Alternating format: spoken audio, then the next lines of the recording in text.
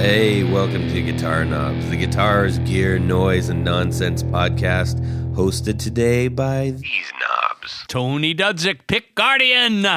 Hey, everybody, it's me, Todd Novak. Welcome to the Guitar Knobs podcast. We're thrilled to death that you're listening to our show. That was pretty good, Tony. Yeah.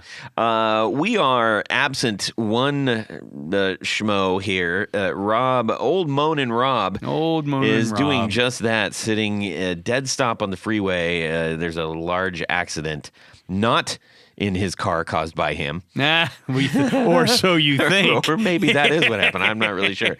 That would explain him wanting to turn around and go home. And he said, I'm going to turn around and go home. So maybe there's more to the story that we don't know. But, you know, the good thing is, Tony, that we have an outstanding guest tonight. Guest, who are you? My name is Jeff Mark Leavitt with Tone Ranger Guitars. Thank you for having me. Tone Ranger Guitars. That's correct. Yeah. Well, you already knew that. I was just reaffirming that. Sorry. Where can people go to check out the awesome things that you do, Jeff? Well, you can go to tonerangerguitars.com. I'm also on Instagram, Tone Ranger Guitars. I tell myself that this year I'm going to start a little YouTube channel. I feel like that's something that every builder should do to kind of get their gear out there, do some videos and all that good stuff. But yeah, the website, the Instagram, give me a follow and drop me a line. Yeah. Cool. We think you're going to be really pleased when you see the things that he makes. Well, it's unique. It's unique out there. It stands alone, I think. Or at least amongst a very small group. Yeah. We should say that. This bubbly water's got me. Hang on. Easy. Okay. Yeah, we have the grapefruit bubblies here, so you might hear a couple of those, you guys. Yeah. We're going to have a fun time talking with him. I got to catch up with him at Wood, Wire, and Volts. Yep, out in the Nam area, you know, golly, it's like 2 months ago almost. The neighborhood. Yeah, no, that's about a month ago. It was a month ago. Yeah, about a month. It's a month, yeah. Yeah. Feels longer. It does, which is also weird because it's flying so fast. So, yeah, I got to meet Jeff. We had a great chat. I would have loved to have talked to him more. The show was wrapping up, and Starcrawler was about to go on. So we shook hands and said, let's meet down the road, little doggies.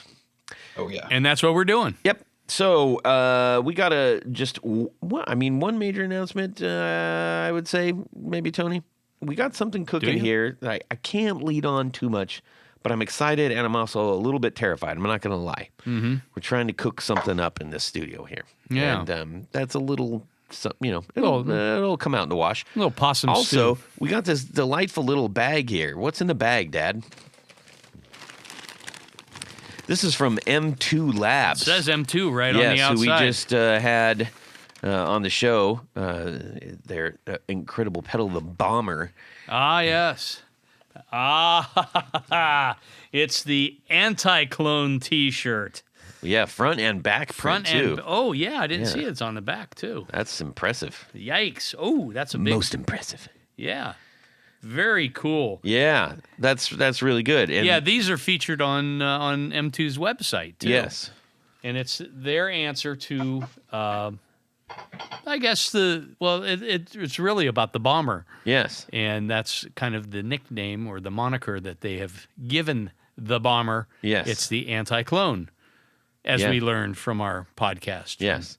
It's a nice big shirt. It'll match your 10-gallon underpants. Okay. So anyways. No, those are Rob's. So thank you so much. Oh, thank you. To M2 Labs for doing that. That was really kind.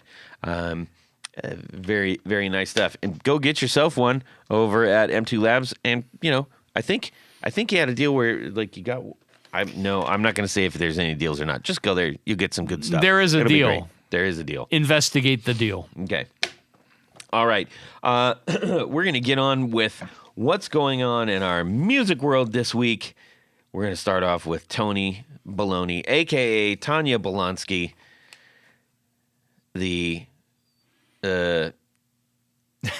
the guy. Captain of the Titanic. Yes. Tony, what's going on here? Well, you got a guitar bag. Yeah, I brought a bag in because this actually just came today, believe it or not. I believe it. And as for the past, I don't know, 6 months Okay. or so, I've had my eye on a particular guitar. Okay. And I don't know if you're familiar with Sire guitars. They make basses and guitars. But they rolled out a Larry Carlton series. Oh.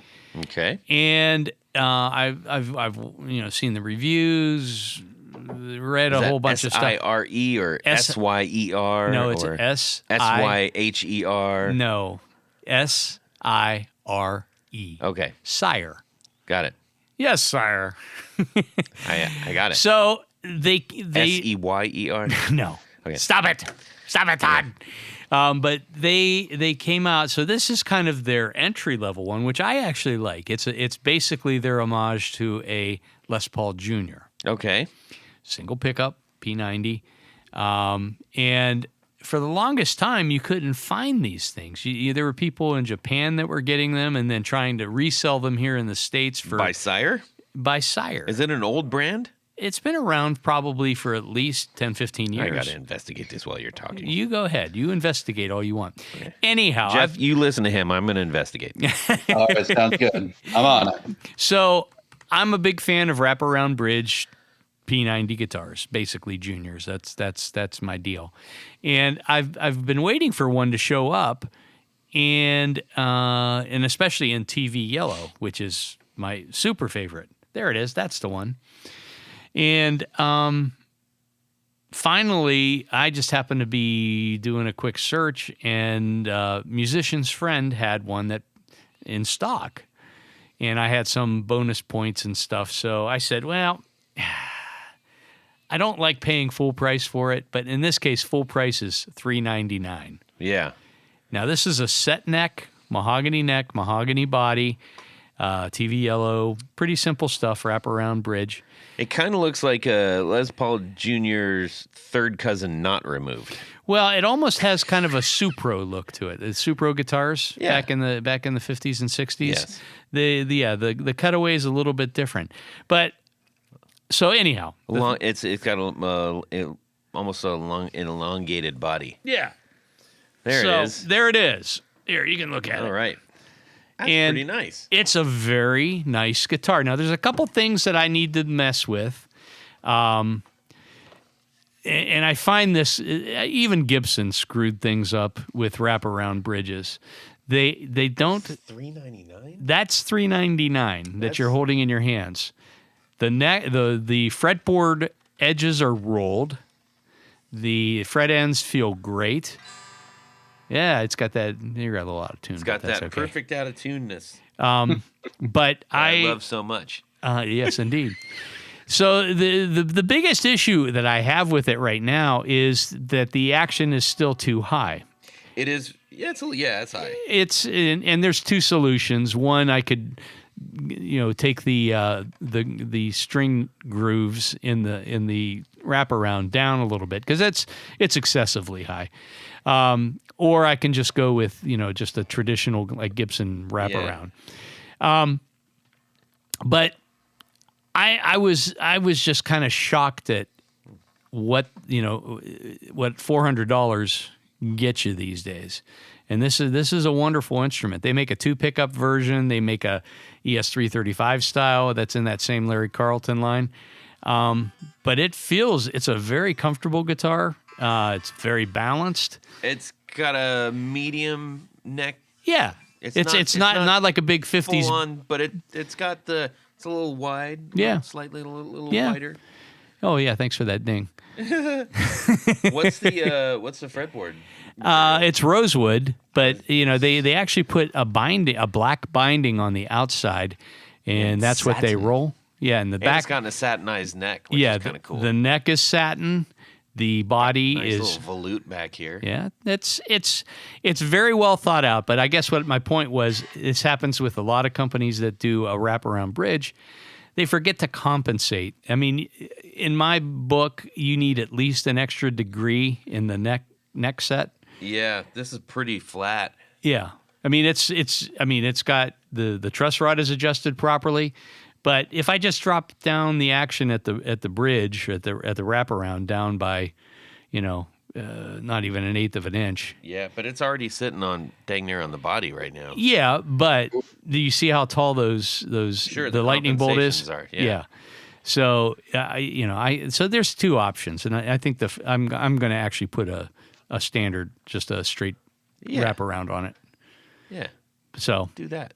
but You could do the straight with the one. They've got it where it's like a yeah, just a straight bar you with don't one. need that. Oh, yeah. Yeah. Well, because then you could actually file the whole thing down. It wouldn't be a mess. Yes. So anyhow, Oh, that's cool. so I've got one. I'm relatively happy with this, and typically on guitars like this, I'll replace hardware anyhow. And with the wraparound in particular, I usually like to use Tone Pro's locking studs to hold the thing in place, keeps it from rocking upwards. Yep. But yeah, You should put a Floyd Rose in it. no, I won't put a Floyd Rose in it. That's cool, Tony. But yeah, for the money, not a bad deal. Yeah, I mean, considering what that would be if it wasn't. What does the headstock, the face of the headstock look like real quick? It's got like a silver inlay that says Sire and then Larry Carlton's signature on it. That's pretty cool. I mean, it's Not bad. It's pretty classy. Yeah. Just like you, Tony. Well, Jeff, how about yourself? What's going on in your music world this week that isn't building guitars? Well, I just got done helping out my very first dealer, Malibu Music. I Nice.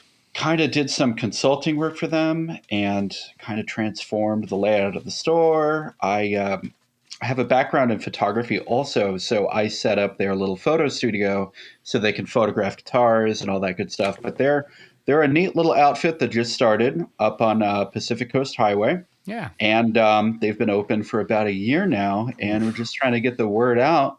But Were they weren't hit by they the... were not. Jeez. Thankfully, no. PCH is still closed, but they're far enough west that they were not affected. We also, before the Palisades fire, a few months before that, we had a Malibu fire also near Pepperdine University, and it was a little dodgy there, but thankfully the store also survived that. So, That's insane. yeah, That's insane. wild. Everyone thought it was going to be the big earthquake, right? Yeah. right. I know. Yeah, it's gonna be the Well, fire. it's just, on a yearly basis, what catastrophe is happening in Malibu. So, Right. Like Malibu Barbie no. and Malibu Nope, Ken. nope, Tony, nope. Nope. I think those are catastrophes. It's too cheap even for you. Cool. The big thing out in Malibu is the mudslides. Houses built on cliffs right on the ocean. Yep. But yeah. It's an interesting area for sure. Mm-hmm. Okay, well, for What about you, Todd? yes, there's a couple things. Just one. Just one. Okay. Well, three. No, I have to. That do doesn't two, 'cause that they're doesn't too involve small. a podcast. Yeah. So three. I've got three of the four pedals on the board for the next Four on the Floor episode. Oh. So I got a little bit of a head start, and I started playing with those. Yeah. And it's very interesting. I'm just going to say that. Okay. It's very interesting. Okay. The other thing is, I found out, I didn't know this because I didn't bother checking. I'm a fan of discogs.com. Getting... It's basically the biggest vinyl database and buying and selling thing. It's so the thieves know what to look for when they break into your house. Yes. I doubt that that's going to be the case. I had been sitting there going, geez, I wish there was a way that I could have my, like my catalog. I need like a spreadsheet. So I have all the things. So when I go to a store, I'm like, wait, do I have this? Or what year is this? No. They've got it. So if you're a vinyl person, and I believe that the same holds true for like CDs and tapes even on Discogs. you can create your own library really, really easy. And you actually don't have to enter in a ton of stuff because they've already got the entire, like, everything that's ever been made there. So you just put in what you have and poof, and then you just go add to library, add to library. It was great fun.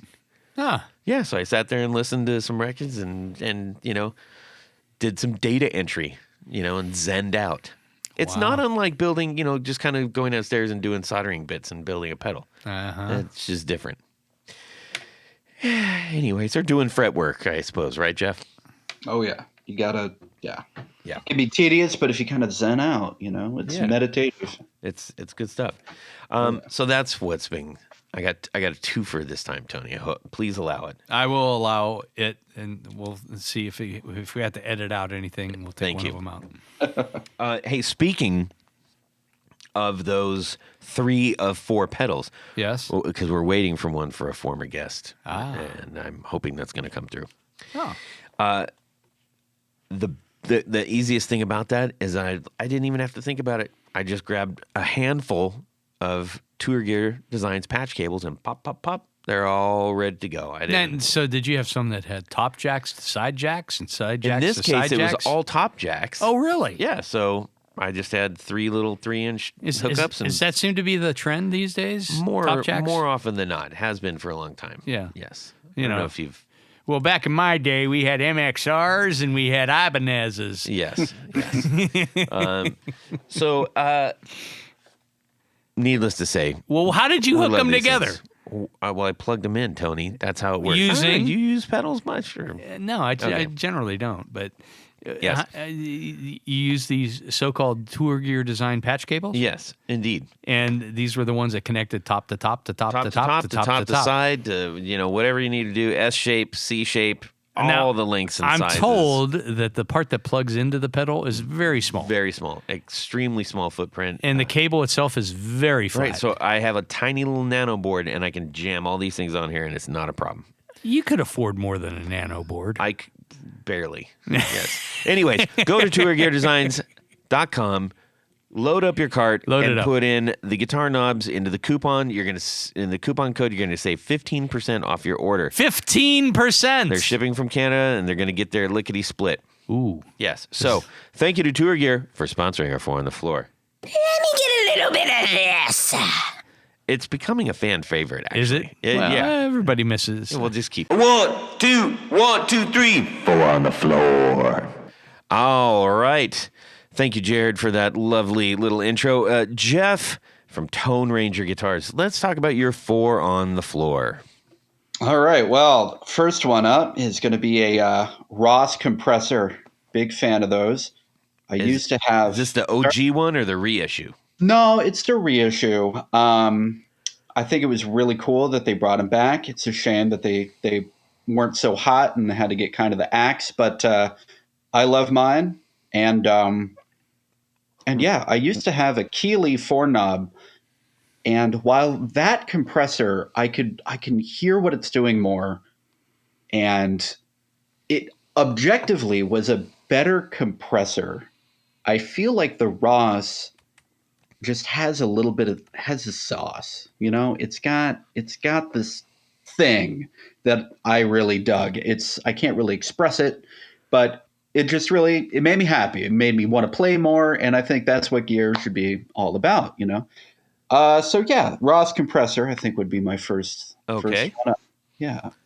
And you do you do a fair amount of? I mean, you're more of sort of a Bakersfield country western kind of guy, right? I do. Yeah, I do like that stuff. The compressor is great for that, but I also really like kind of the funky stuff. Okay. I like a compressor that can make the guitar like a percussive instrument. Yeah. Mm-hmm. Yeah. Oh, yeah. Okay. Excellent. Good choice. How about number 2? Well, number two would be a drive pedal, but I'm kind of having a kind of a crisis right now picking a drive because I just got a new amp.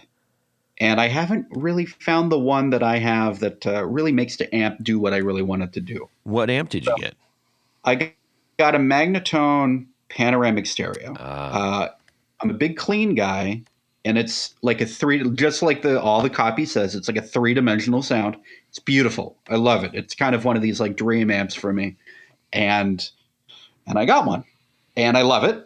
But the drive pedal I have a Maxon, just a OD9, and it's too mid focused. It's almost a little muddy coming out of the amp. Interesting. And, yeah, I was a little surprised.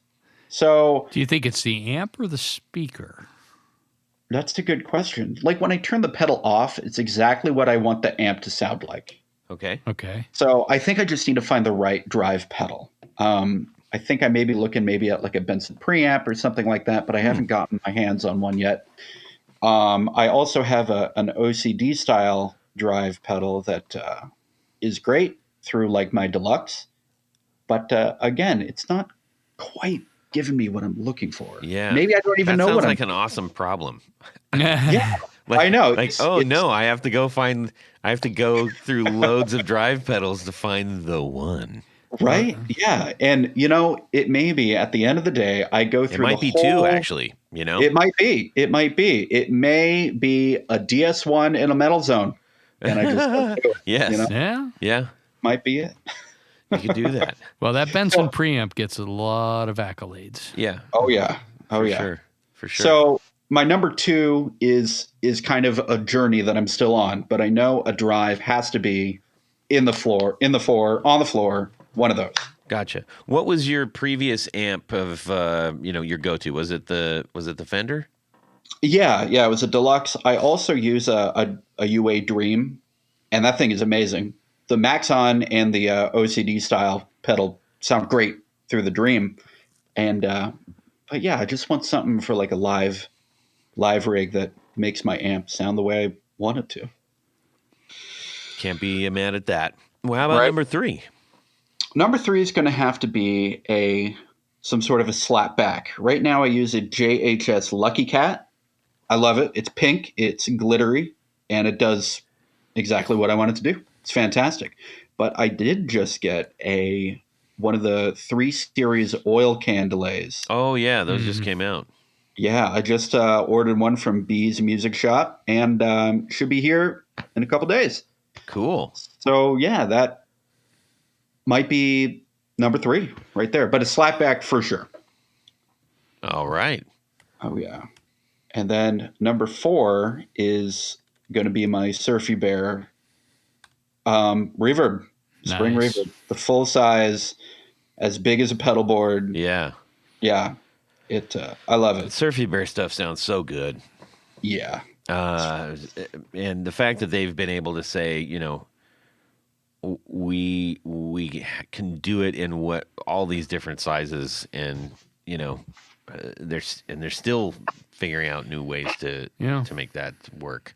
Yeah. right. Yeah, it's fantastic. Hey, I was really impressed when I tried a couple of them out at Yeah. the show. We're still trying to get him on the show. He's a slippery fella. He travels a lot. And I think that's kind of one of the big problems. And he's in Italy, so Yeah, that makes Right. a little difference. yes. Ciao, Bella. Yeah. Have you guys tried the new Dan Electro Spring King Jr.?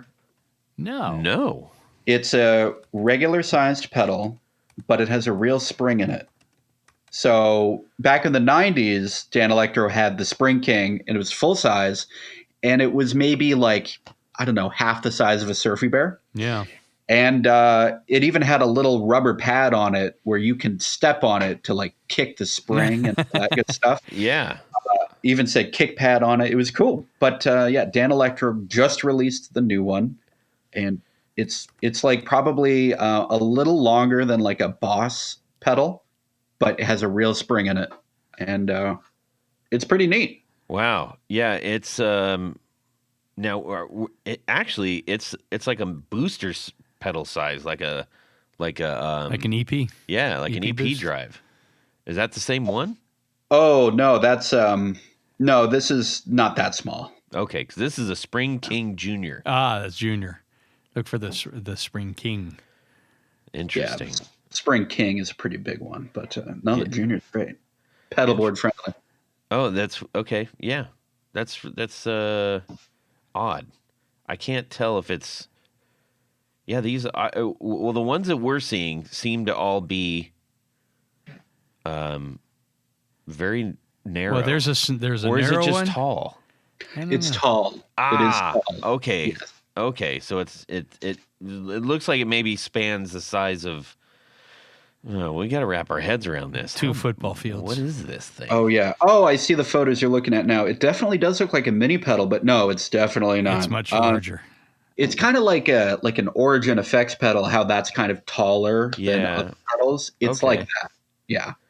That's cool. Nice. Well, and as those are going for about $200, and you can actually get a 2000 Spring King with the pad for about $200 as well. That's kind There of you cool. go. But at the end of the day, it's no Surfy Bear. No. But No, it's I can't fantastic imagine. for that price point. Yeah. Well, that's super cool. I'm gonna have to dig into this a little bit. Yeah. We can rig get one somehow. I think we could probably do that. Yeah, that might. I mean, we'll probably have. Well, we will for sure have a 4 on the floor spring reverb deal at some point in time. Well, spring is almost upon us. Spring is almost here. Maybe that's the one we do after this next one. Why not? There you go. Good point, Tony. All right. Well, thanks so much, Jeff. That was, we always learn something new about some kind of new pedal, Yeah. and that's one of our favorite things about doing I that. did not realize that Dano reintroduced these. Yeah. There you go. Happy to help. So let's get on with talking about these fantastic guitars that you make. Hopefully, everybody, all that you've had a chance to get on over to Tone Ranger Guitars. If you haven't, now's a great time to do it because we're going to start talking about them. In front of us is a lovely brochure, and it's dang near a magazine of the works that the things that you do. Really, really well done and on point for your brand. Tony said, "I wonder why he went with these this style image with the halftone sort of thing from the old printing." And then Todd just dismissed me. I did because I'm like, dude, that's the vibe. You clearly have inspiration from sort of 50s stylings, 50s country western, Bakersfield, California kind of thing. When I was looking at this, I thought you really should figure out how to do a little clip where you got Ralphie, who's got the Red Ryder, and this is I could see some kid back in the day having this under his pillow and just looking at it because oh, what am I gonna get for Christmas? One of these guitars. It's right in the same vein. You're gonna shoot your eye out, kid. Yeah. So you obviously went down a path of theme, a big theme here. What drove that? Well, my wife and I are both really into mid-century modernism, and living in LA, we're kind of surrounded by it. Even the apartment buildings around here are unique to the area. They're called dingbats for the ornamentation that they would put on the front facades of these apartment buildings. And it's this space age, futurism kind of look that I really, really liked. Fender was doing a lot of this kind of stuff in the 50s with a lot of their catalogs. Even the designs like the Jazzmaster or the Firebird, Gibson stuff, the Explorer, all of these guitars are perfect examples of mid-century modernism and that space age dream, And while they're like classics to us now, they were cutting edge back then. Yeah. The Telecaster, Stratocaster, all these solid guitars. Yeah. And then, Silvertone was also making their stuff, and they'd put out catalogs like this. And that's just the kind of look I really wanted to tap into, that vibe, Yeah. Well, and it's, if you don't know your history, back then. Tony and I are quite familiar with it because we grew up with TV shows and all the Yep. slower moving things when we were growing up. But if you look at this, you wouldn't say necessarily come to, oh, this is futurism and space age stuff. Right. You'd think this is old timey stuff. Mm-hmm. But the 50s it had 1 foot in the future, quite literally space age, and it had 1 foot in the great Western expansion still. Yep. So, and all of the great Westerns came out at that era. Mm-hmm. Right, so we were enchanted by this idea of the Great West and the adventure and freedom and vastness and all the kitchen accoutrement that came along with those things, and at the same time, we are also being enchanted by the promise of everything unknown and space age in the future and everything. So, Exactly. your guitars totally embody the collision of those two things.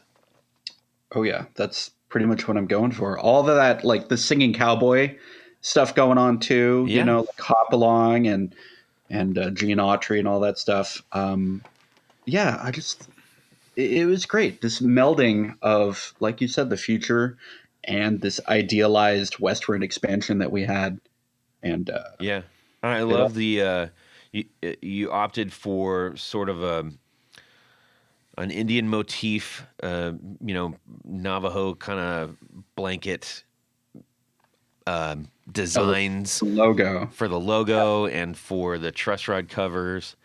And you could tell you just had a lot of fun putting these together. It was great, yeah. And everyone has got a little something different, and most of them look like the top of Grandma's wagon wheel kitchen table. Right? Yeah. Now, I feel like there's a lot of like Western branded things, but I really wanted to go like a step beyond, and all of the wood is local to LA and the surrounding counties. So every guitar is like a little piece of the West. Mm-hmm. So it's not just for looks, it's a real deal. Tell us a little bit more about this, because this is something that we engaged talking in like right out of the gate. The wood. Yeah. The wood, very important. Every piece of wood I use has been sustainably sourced, and it's what's called urban grown wood. I don't know if you remember, but Taylor a little while ago put out a few acoustic guitars featuring urban ash back and sides. And the arborist they worked with was Street Tree Revival in Anaheim. And that's the same arborist I use. And I also use Angel City Lumber. They're another really great arborist. So in the past, let's say a tree that grew up on a street or grew in a park or somewhere in the city, if it were felled, it would usually get cut up right on site and thrown into a landfill. Yeah. Or now chipped. I work exactly chipped right on site, thrown away. And now these arborists are realizing that, hey, our like municipal forest has a lot of really wonderful, usable lumber in it. So they'll get the contracts from the city. They'll go out and they will give these trees a second life. It's very different than, we're just going to go cut down trees. These are trees that like had to be felled for a particular reason. Right. Let's say like the roots are tearing up a sidewalk or has a disease and needs to be felled before it falls over naturally. So it's sustainably sourced lumber that in the past was bound for the garbage. And I'm proud to, turn these members of our community back into, guitars that people can play. What kind of woods are you using currently? So I'm using a lot of black walnut, usually for necks. We got red gum eucalyptus. We have California redwood. We have some liquid ambar, black acacia. I even have a slab of black acacia that I can tell you the exact address where that tree grew up. And it's beautiful wood that most people never see in a guitar. and it's great. And all the fingerboards are local Indian rosewood as well. But the Indian rosewood trees here grow so small that there's a lot of beautiful sapwood stripes mixed with the heartwood. So it's not especially dark, and you get this really cool white stripes mixed in there. So it's neat. Neat. Very neat. You know, where I lived, I grew up in Long Beach, California, and then moved out to Huntington Beach. But in Long Beach, our whole street was, in front of every house was a jacaranda tree. Oh, yeah. And for those that don't know what that is, those trees are a menace to society. Oh, yeah. Because they're beautiful. They've got these beautiful purple flowers on them that just drip sap and then fall on the sidewalk and then drip sap on the sidewalk and leave. It's awful, and it's a nightmare to ride a skateboard around there. Do those? I'm just out of curiosity. Have you ever? Is that wood usable? I don't know. I haven't experienced it it hasn't been for offer by the arborists that I work with. I haven't seen it. I don't even know would chip them out of anger.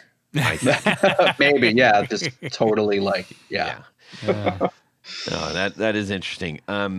We were also mentioning when you said, black walnut, I was like, holy mackerel, we've got black walnut up the wazoo here in Ohio. Yeah. And it's actually kind of a menace to our society here. Yeah, I hear it's kind of invasive. Because if they take root, you got to fight really hard to get that out, and that they drop so much seed that you got to keep on top of it around your house, or else you're going to get roots starting to get, messing with your basement and all kinds of stuff. Yeah. We have a sweet gum tree in the front yard that has those little spiky balls. Yeah. And it is just a nightmare to keep up after those, because it's. But yeah, walnut I think is a great choice for wood. Because I think tonally it has similar characteristics to maple, and in fact, like Rickenbackers, they usually sandwich walnut and maple together for when they're making necks and things like that. Mm-hmm. Yeah, they even have some all walnut bodies. You're right. Yeah. It's beautiful. It's beautiful wood. Yeah, I love using it. It tools very easily. It sands easily, and if it was good enough for Sam Maloof, it's good enough for me. Yes, that's got to be a T-shirt somewhere. Now, do you tend to go more with solid bodies, or have you hollowed them out a little bit, or get a little weight relief? So redwood is very light. Mm-hmm. I have a lot of clients that are a little older, and they have some, they can't have the 11-pound Les Paul out there on the show anymore. Yep. Going all night. So I've built some guitars that are solid with redwood, and it's easily 3 to 4 pounds lighter than other. It's crazy how light that stuff is. Yeah. Oh, yeah. But recently I started doing kind of like a thin line thing where I don't fully hollow out everything, but I have enough of a cavity where I have a little F-hole. And I designed a little cactus and moon F-hole. It's a great motif. Yep. You saw it at the show, and it's really cool. I love it. And it was my wife's idea to put some black paint in there with some black glitter. So with the light just right, it's kind of like a little starry sky in the inside your F-hole. Inside your guitar, you got the whole sky in there. Yeah. What kind of finishes are you using? Exactly. I've been using. It sounds strange when I first say it, but I use a walrus oil. That's just the name of the brand, and it's a polymerizing oil, kind of like boiled linseed oil. It's a hand rubbed oil finish. Oh, okay. So like a gunstock. Like a tongue oil. True kind oil of or true, yeah. Exactly, okay. True oil. But it's their own kind of little proprietary blend that they brew up. Mm-hmm. And I could be wrong, but I think they're maybe out of Ohio. Oh, really? Yeah, they brew it here in America, and I think they're out your way. But yeah, that stuff's been really great. But I'm thinking I'm going to be moving to a French polish because I don't want to use any kind of like nitro or anything with like a lot of VOSs in it. My shop's in a 1-car garage connected to my apartment, so I don't want to make a bunch of like a toxic cloud, Yeah, Right. exactly. And, I don't have the capacity for a spray booth, so I may start moving in that direction. But yeah, for right now, it's just a hand rubbed oil finish. Nice. And, yeah. Well, and that does, I mean, there's so much character in the wood that you're using, and it's one of those that's like, yeah, of course you want to see that in this Right. style of a guitar. Yeah, like the wood, and it has a story to tell too. I don't want to cover up that grain, Yep. so it's beautiful. Yeah. Now, one thing that I commented on to Tony was when I picked up one of yours, I correct me if I'm wrong, but I'm pretty sure I immediately was like, ooh, I kind of like this soft V. Yeah, yeah, the soft V. Every neck is carved by hand, so each one is going to be a little different. But that soft V is something that I really dig, and that's kind of the shape that I always shoot for. Doesn't always happen, but Yeah. when it comes out, it really comes out. Yeah, I think I picked up one that was more like a soft W, but no, I'm just kidding. Ouch. Minimum friction, you know. And then you are using are you using a specific woods for the fretboard, or are you staying with certain ones, or are you using everything? So, like redwood, for instance, can only be used for a body because it's so soft.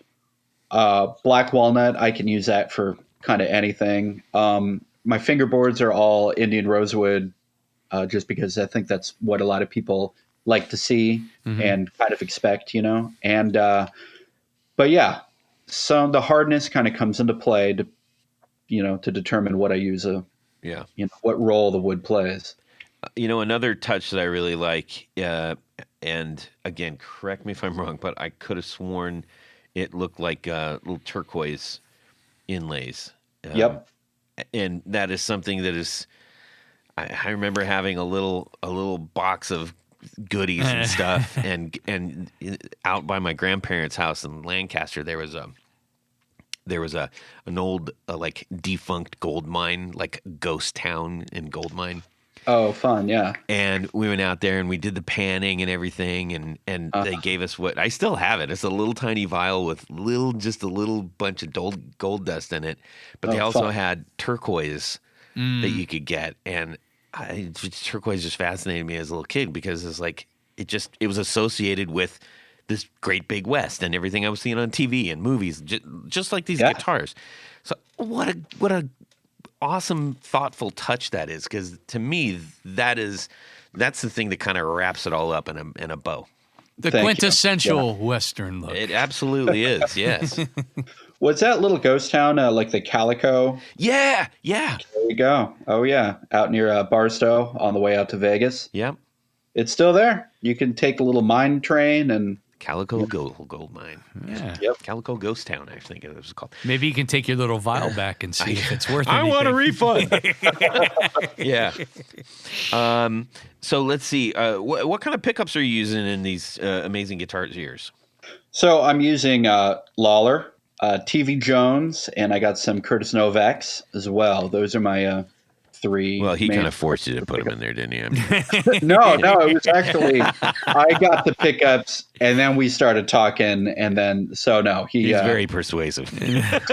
Now, Curtis makes some great stuff. Oh, yeah. There is no doubt about that. Yeah, I've used, that's a cherry on top of this thing. yeah. right On top of the icing and the bow. And a bow to boot. Yeah. And it looks like you're using like Mastery for a lot of the models, Mastery Bridge and Tailpiece. Yep. I also just recently got some Descendant bridges. Yes, I've used those too, and they hate to say it because I do like Mastery, but they kind of take the Mastery to the next level. I mean, you get that better break angle Interesting. on the strings. So yeah, I think you'll be happy after you try them. I'm looking forward to it. Yeah, I'm gonna put one on a Basics and then another one on a high horse model, and And yeah, it's going to be fun. Yeah. Now on the base 6, are you going to use? Do they make a little bit wider bridge for the base 6? Yeah, wider meaning from bridge to nut. Because I know like a lot of the original base 6s, like Fender base 6s, have just so that the string, you have more intonation adjustment. Right. I haven't run into that problem with the Masteries yet. Okay. They seem to be totally fine. But yeah, I know they made the base 6 ones. The plates are much wider. Mm-hmm. But we'll see. But yeah, like I said, Masteries do a great job keeping the intonation. Now, what is your on the? Are you going to have it more like a baritone or a full octave bass 6?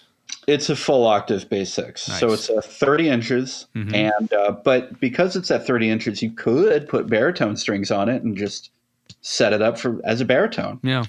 Yeah, that's cool. So yeah, it's kind of a bass 6 and a baritone, depending on what strings you put on there. Do you have a favorite? Oh well, that's kind of like. Well, let me ask. What was your first model? The first one I made, Tone Ranger number 1, was a double barrel. So that's my take on the double cut. And so yeah, that's number 1. But that kind of surprises me. I think a little bit. Now, it was a. Did you were you like right out of the gate? Did you go for this motif? Yeah, I did. Oh, I had a lot of guitars planned. The kind of Western motif you're talking about, right? Yes. Yeah. I had several plans already made. I had model designs. I even had names, and but the reality is, the first client wanted one of these, so it was like, well, that's what you get. You want a double cut? Yeah. There you go. And that's the one that you have on the website. That one's a black walnut, right? Of which one? I put all of my builds up on the website. What are you looking at? I'm sorry. I'm going down. There's 5 verticals in sort of a stagger. Why don't you? Okay. On the homepage. Yes. Oh, gotcha. Yeah. Yeah, that double cut with the figure on top, that is black walnut. Okay. And with that one, I think you actually had that, either that one or a similar one, because I remember all the gold hardware sitting on that black. Is like, that was really gorgeous. Yeah, like when I was younger, I used to not like gold hardware. But then I really got into it. And I still feel like it kind of goes with the whole Western motif. Yeah. But that particular one, it was at the show. Now it's up at Thunder Road. In Seattle. So, yeah. Okay. Thunder Road picked me up and because of that show. And it was great, So I got Tone Rangers in Portland and in Seattle. That's awesome. Including that one right there. Roughly how many do you do a year?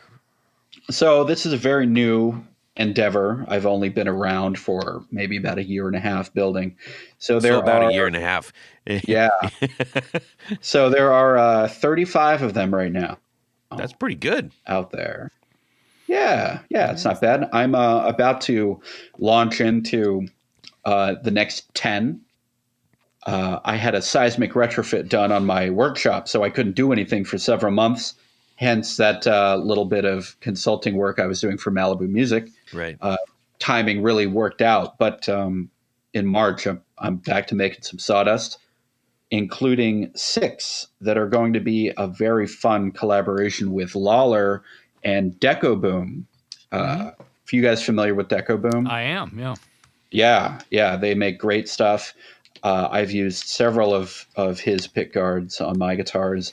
And the one that Sean loves, Sean from Edge of Breakup, there's this one Desert Star model I have with a Deco Boom pick guard on it that has like a Western kind of Navajo pattern to it. Yes. And Lawler was talking to him about putting out a Regal wide range humbucker with an open top. And he had the idea of putting that pickguard material on top of the pickup. So he reached out to me about that. I went out to Deco Boom, talked to him, and then we were all talking about this. So when Lawler drops the open top Regal, which isn't really like publicly out there yet, we're going to kind of do a launch with these series of Desert Stars. So it's going to be really cool to have that. That's really cool. Yeah, that pickguard material goes straight onto the pickup. It's going to look great. Yeah. Wow. Yeah, that is a really, really eye-catching one. The specific motif that you're talking about. I was drawn to that right away. Oh yeah. It's funny because I'm looking at some of these things, and I think I actually mentioned when we were there, I'm like, oh my gosh, Tony's gonna just lose his mind when he sees these guitars. No, I do. I mean, I really do like the designs. I mean, it's definitely right up my alley. Yeah. Thank you. For sure. So are you staying with these models? You bringing any new models? You got new ideas? What's going on? So I think this Core 6 models is pretty good for right now, but what I'm thinking of doing is offering different scale lengths for each one. So right now I use a 24 3/4 scale length for the guitars and a 30 for the basics / baritones. But I have slotting templates for 25.5 and 24. So I think it might be kind of a cool thing. Also a 34 for a bass. I think it'd be cool that like if you like a particular model, you can just pick whatever scale length they're into. And I like a 54. 54, excellent. Yeah. Very good. Try finding a case for that one. Make one of those coffin cases. Yes. Yeah. It's a stand-up Telecaster. This is crazy. So, in terms of how you're cutting bodies and necks and things, are you using traditional like templating or CNC equipment or? So I don't have a CNC, and I wouldn't even know how to use it if I did. I don't have room for one. A lot of people tell me like, "Oh, your life would be so much easier if you had a CNC, just to batch these parts out." And I'm like, well, so it's all band saws, table saws, routers. It's all hand done. And like I said before, every neck is hand carved with rasps and chisels. So no, my mouth is a little bit open right now because honestly, I was really, really impressed with the fit and the finish of the woodwork. When I thought sure that these were all that you were CNCing them because they're just. There's no, oh yeah, that one's clearly handmade, because sometimes handmade, especially if you're like, yeah, it's old timey and it's handmade and it's old wood. It's like, well, that's those three things can often add up into, this is gonna hang on the wall. No. Right, yeah. Thank you. That really means a lot to me. This is absolutely like pristine fit and finish. Tolerances on everything. I was thoroughly impressed when I picked it up. I never in a million years would have guessed that like you're doing this in an apartment with hand tools and bandsaws. Well, thank you. I appreciate that. There's a couple times where I use a lot of templates, on like a pin router, but I do want to give a little shout out to my local library where they have a free laser cutter. And I've designed like my headstock on Adobe Illustrator, and then I would just get like a laser cut template, and then I run that through a pin router. So yeah, but other than that, most of it's all by hand. Oh, the F hole, that's a laser cut at the library. So go check out your library. You never know what they may have. We got 3D printers, we got laser cutters, all free to use. So yeah, not bad. Nice. Well, this is super cool, man. I was just absolutely tickled when I saw this kind of thing because it definitely it brought me back to certain elements of my childhood and growing up, which doesn't mean that these are kiddie guitars. I was looking up at people, on the movies and everything, and it brought me back to California desert and all that great stuff, and they feel fantastic too. Thank you. Ryan at 60 Cycle Hum did a video for me, and when I was watching it, I was grinning ear to ear. He was super nice, and he said that these guitars make him nostalgic for something that he never knew he was. Mm-hmm. And that, really made me smile, because it was the same for me. These, the singing cowboys and the mid-century modernism. Yeah. And all of that stuff in our history, it's nostalgic for people. I brought this up on a podcast probably maybe 5 or 10 ago, but I kid you not, when I first saw your guitars and then got the pamphlet from you, it made me think of this.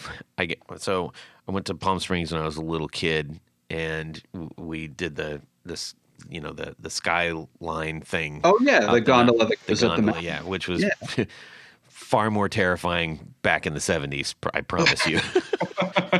But my pride and joy as a kid was this like leather zipper wallet that had like a Western motif on it that was stamped.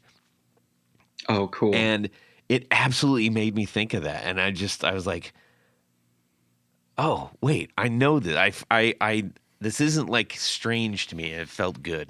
So yeah. You're clearly having an effect on a lot of people in that way. And that's pretty cool.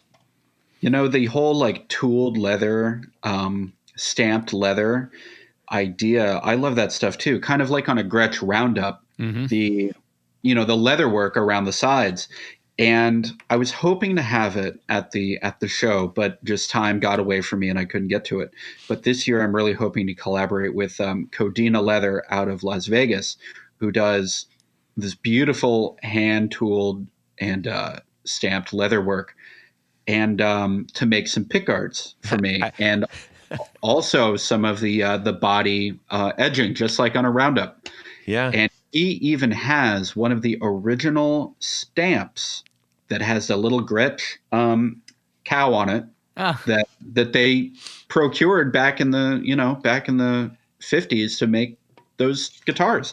So he has one of those, and I'm hoping to maybe get some of that on my guitars too. Oh, those are cool. Yeah. I literally just pointed at the at the guitar pickguard, and I made the stamping motion right before you said that. I'm like, oh man, that would look amazing.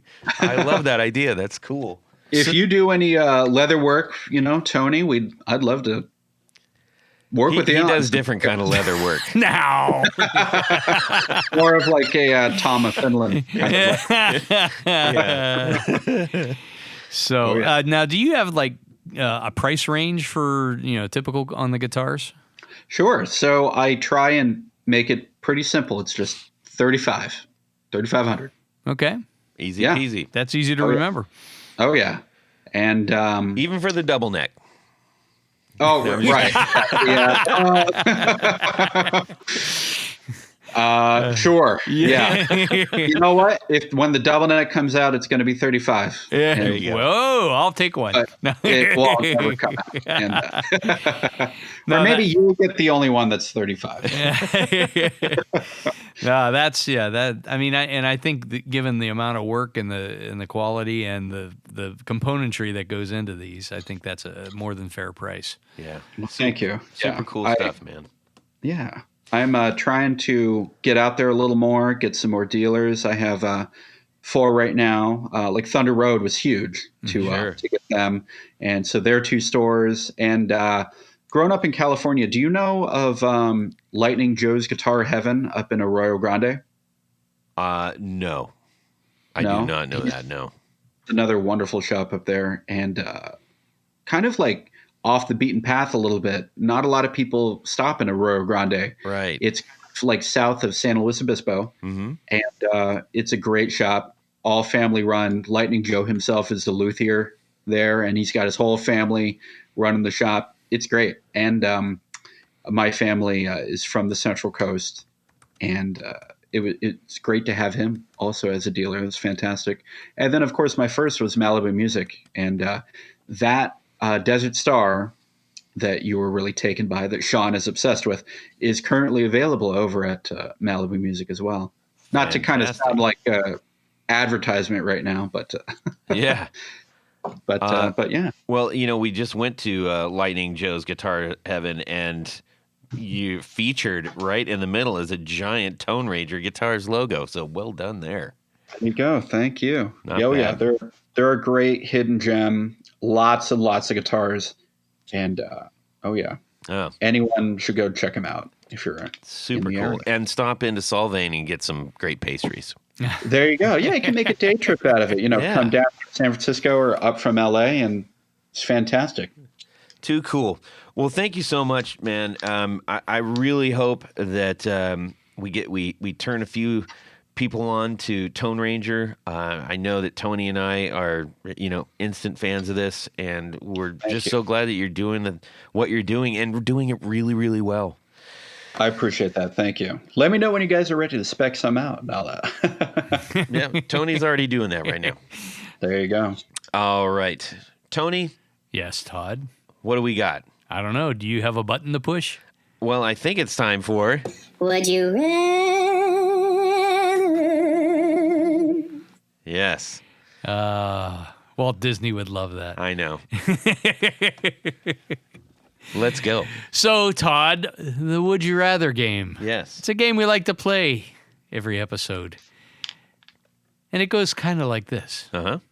This was sent to us by our good friend Bob Crouch. Bob Crouch coming in for the win. Thank you. Saving me from your awful... No, I'm just kidding.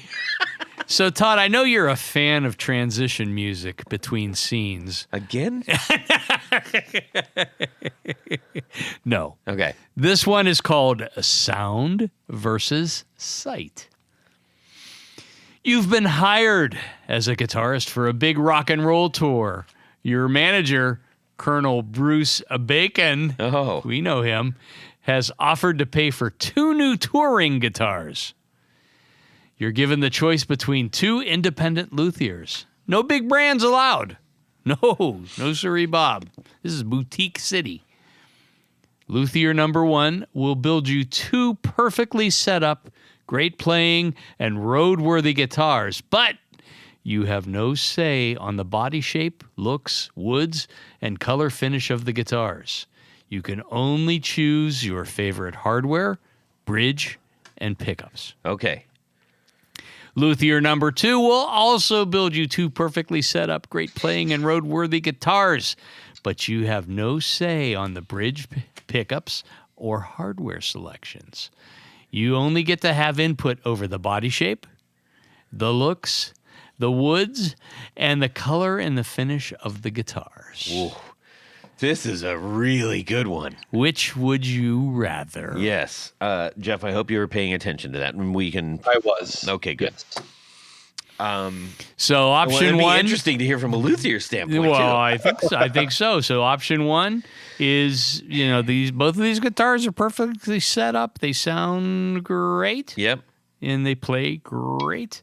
But option 1, you can only choose the hardware, bridge, and pickups. Option 2, you can only choose the shape, the woods, and the color and finish. Would you like me to go first? Yeah. Okay. I'll give you guys a little time to think about this. So, it's been often said that half of the guitar's tone comes from the wood Yeah. and the other half is from the components. Right. And the other half is from your fingers. Yes. That makes 3 halves. So, I'm thinking... This is a really tough one. It's a tough call Bob. because I am a wood aficionado. Yeah. meaning the types of woods that go into guitars. Yes. And I know that you can destroy a perfectly good guitar with, say, EMG pickups or something like that. Okay. I threw up a little, sorry. Man. I think I'm going to go with option 2. I want to pick the shape, the wood, and the color and the finish. And I will trust luthier number 2 to do his best to make a good combination of hardware pickups Yeah. that go along with this wood. Okay. So that's me. Gotcha. Number 2. All right. Jeff, how about yourself? What are you doing? I feel like I am luthier number 2. Like when someone goes to see one of my guitars, it's really the shape and the look that draws them in. And then they kind of trust me, like you said, that I will pick the right pickups and the right hardware. And I think the element of trust and taste has to come into play, especially at like a boutique level. But, if you get a guitar and you really just don't like the look of it, you might not play it. You might not want to be seen with it. Or it's like some star-shaped ABBA guitar or something like that. Right, yeah. Or a Strat. Like I'm sure there's some beautiful Warlocks out there, but I don't want to play them. They probably sound and feel great, but Now wait a minute. A Warlock with a Tone Ranger motif would be amazing. Come on. That sounds I think that's a challenge to you. I'm just saying. I actually have a funny story about a Warlock. I don't mean to derail the please. hypothetical. Okay. We're all about derailing. Yeah, hyperbole is par for the course. Yes. So several months ago, maybe about 6 months ago, this pair of clients came in, this man and a woman, and had a Warlock headstock break, right? And I'm like, cool, we'll fix it up. But the body was beat. The body was beat. And it had this wear pattern as if someone took like sandpaper or a fork to the entire body and just carved just scratches in like all over it. And the wear pattern was really like systematic and methodical. Wow. Very interesting. And maniacal. So, maniacal. But, they were super nice guys, a man and a woman, super nice. And I fixed it up. They left. There you go. The other day, this was only like 4 days ago, I'm on Instagram, wasting my time, wasting my life on Instagram. And I saw this local goth event happening, and there was this like great Instagram audio going with it, this cool song. I'm like, oh, hey, this song is kind of cool. And, I clicked on it, and it's like from this band, Patriarchy. I'm like, oh, yeah, they're great. And they're local to here. And I go onto their their Spotify page, and I see them. It's a man and a woman in like horror makeup. And then I see this BC Rich Oh, no. with this beat wear pattern. And I'm like, what? This can't be this can't be it. I couldn't recognize them because of their makeup. But I dug through my texts and went way back and actually found the exchange. And I was like, hey, how's the BC Ridge holding up for you? And the guy was like, great. I'm going on tour in Europe next in a few months, and that's going to be the real test. And I'm like, hey, that's great. By the way, are you guys Patriarchy? And he's like, yes. We are Patriarchy. We are. But yeah, no, they make great music. If you're into that that kind of stuff, check them out. Well, see, that wasn't a waste of your time on Instagram because you got to see that guitar in action. No, yeah, I guess so. But back to the dilemma that we have at hand. Yes. Are you going with option 1 or option 2?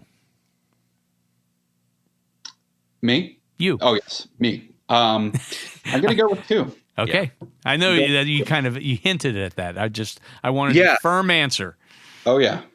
Now, another thing to consider, you said you get to pick the shape. Does that include the neck profile as well? I feel like it's everything but the hardware Yeah. and electronics. Yeah. Oh, yeah. Everything. Yeah. Then it's like, because those other things can be swapped out. You can't swap out the body shape. You can't swap out the neck profile. So, You're right. you know, Too true. Too true. yeah. Well, I'm definitely going for option number 2 because my luck, I would get stuck with a Strat or something like that, and I just that would make me ill. I'm I'm gonna definitely buy you a definitely Strat. doing that, and that's a fun thing to think about, because I think we all hope that depending on what the shape and style, they'd be like, I got you covered. Mm-hmm.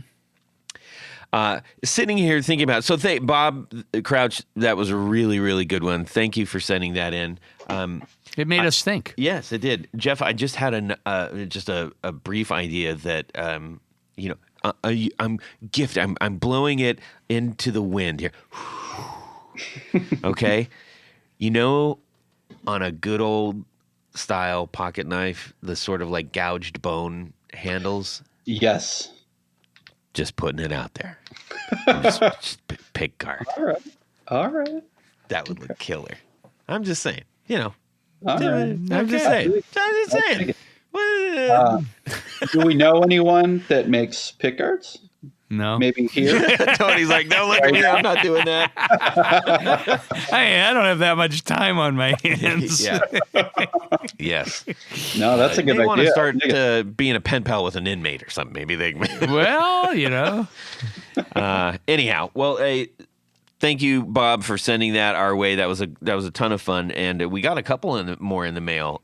So I'm looking forward to that. Our next one is going to be from Mike Nazionale. Yeah. So if you got some ideas, some wacky, crazy ideas that you want to get your Would You Rather, and please send it to us. We'd love that.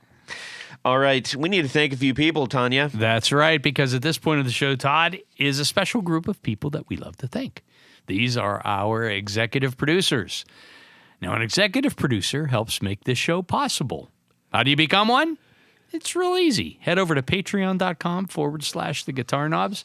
Check out a couple different levels in which you can participate and become a sponsor, a friend, a hero, if you will, of the podcast. Each level comes with some very nice thank you gifts and opportunities to win some great stuff. We have giveaways. I mean, they're all over the place. Our prize closet is literally, we had to put a chair in front of it to hold the door shut. Indeed. But in addition to all that great stuff, there is one thing more, and we don't have a button for it. Oh, that's the thing. That was the thing. Yeah. I'll work on that. Work on that, would you? Come on. Yes. You got some spare time. Get to have your name read on the thing. Your name read on the thing, and that's what I'm going to do right now. So special thanks to these executive producers. All right. Anthony Lathrop, Brett Hogarth, Cameron Pampas, Darren Gregory, Don Kloss, Elad Mizrahi, James Bell, James White, John Esterly from Rare Buzzer Effects, John Sebastian, John Halverson, Justin Jones, Ken Sayers, Michael Senchuk, Mike Davenport, Owen Eads, Plutone, Ralph Gottschalk from Wonderful Audio Technology. What? Richard Kendall, Rick Calhoun, Rusty Sneeden, Stefan Lamb, Tom Brazen, Trevor Ellenberg, Trevor Gunberg, and Vader Pedals. Fantastic. But wait, there is more, Todd, because there's a special group of executive producers. We call them our Grand Poobahs. Yes. Now, they are all currently traveling across the Great California Desert in a giant orange Airstream trailer. Ooh. Yes. I like that idea. Is having a ton of fun. Is there enough room They for all just of them did in there? Live Instagram stream. Is it almost, I bet it's like multiple trailers hitched together. No, it's just a really long one. Wow. Yeah. I mean, there's a lot of Grand Poobahs. Yes. So these are the creme de la creme, the top of the heap, the A number ones, and they wear a fez upon their head whilst listening to the podcast. So special thanks to these grand poobahs: Anthony Gemolero, Billy Spitfire Unlimited, Bob Crouch, Brian Robison, Cody Foster, David Kaminga, David Tyndall, Enrico Fernando, Fox Hill Studio, Gregory Randall, Hex Matos, John Williams, Martin Cliff, Matt Hart, Michael Van Zant, Michio Murakishi, Mike Nazionale, Amun Guitars, Pedro Vasquez, Sam Jett, Steve Keys, James Pennington, Zach Oswald from Brandon Wow Pickups, and Jonathan Labate from M2 Labs. Yes. Thank you guys so very much. It is truly helping us out, and we'll continue to keep this thing going. If you have been thinking about it, think no more. Do it. Do. And join our happy... Family Yes. of people. All right. So we need to say a huge thank you to Jeff Leavitt from Tone Ranger Guitars for hanging out with us on the show and talking about all things that were making me and Tony feel all warm and fuzzy inside nostalgically. That's great to hear. Thank you guys for having me. I really appreciate it. You bet. Where can you point people to go get these things?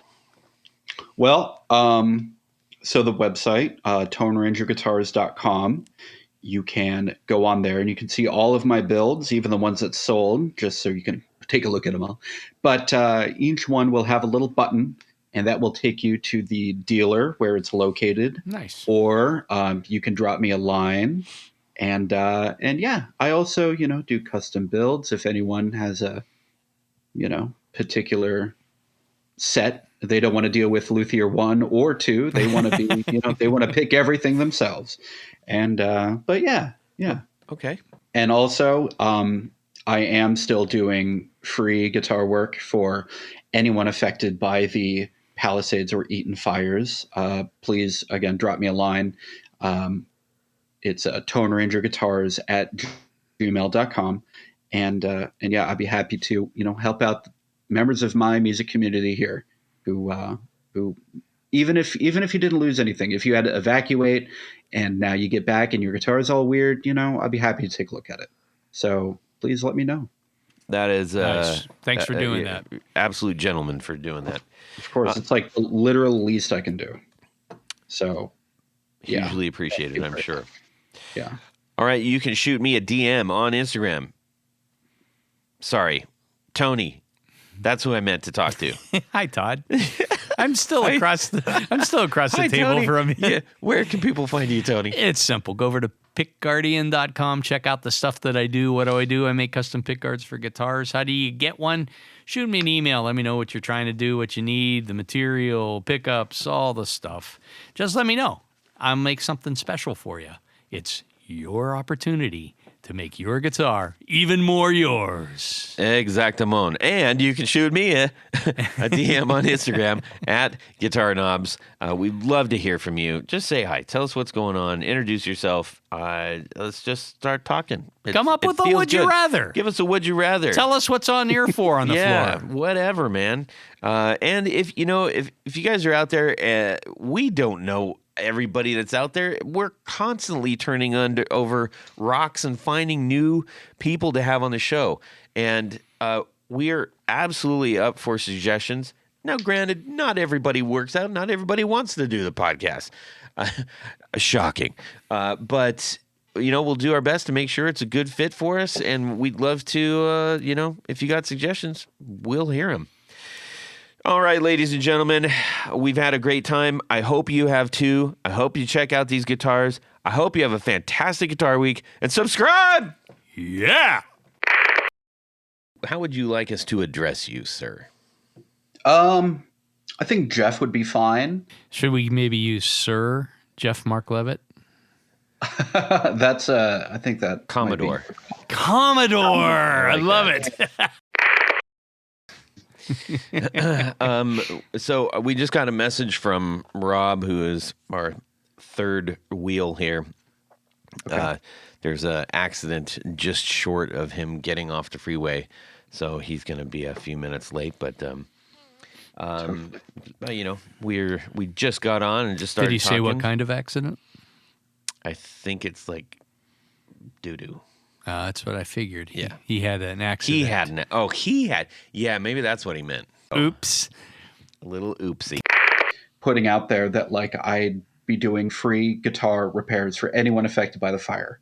Oh, And that's really cool, man. least I could do to give back to the local music community that I'm a part of. Did you have that little asterisk that says, I've never done these, but I'm willing to live? Right? My dad's got a set of tools. I can fix it. Let's not get into that. Oh, let's get into it. Come on. No. Come on. Sort of in lieu of like say, not having to commit to a bunch of stuff on YouTube, because honestly, I'm just like, I have a full-time job. I've got 3 kids. I'm in a band. I do this full-time. So it's like, I just couldn't commit to, cool, I'm going to do web, YouTube-based demo stuff. I thought this was for your OnlyFans page. Yeah, it is. So I threw you. you did throw me off. But yeah. I got roasted for not having a dog on the last episode. So You hate dogs. I don't hate dogs. I don't need dogs. I don't love dogs. I don't come up to other people's dogs and go, "Oh, what a cute dog." I've had dogs. Yeah. I can give you 99 reasons why I don't need a dog. And I can give you one, which is my kids really want one. But they've also heard my other 99 reasons. Yeah. I just got a message from Rob. He said, 8 o'clock ETA, this is a bad accident. I'm just going to turn around when I can. He's completely stuck. He's not moving. So, okay, let me just give him a heads up here. Just say. Wait, we'll didn't just move We on. don't need you Okay. anyhow. You're an idiot. And away we go. Well, that's it for these knobs. Please visit our Patreon page at patreon.com/theguitarknobs. Visit our website at theguitarknobs.com for all of our past episodes, 4 on the Floor blog, and other good stuff. You can connect with us on social too at our Facebook page and share your gear and stories on our Facebook group. Also, be sure to check out our Instagram at Guitar Knobs. Catch you next time.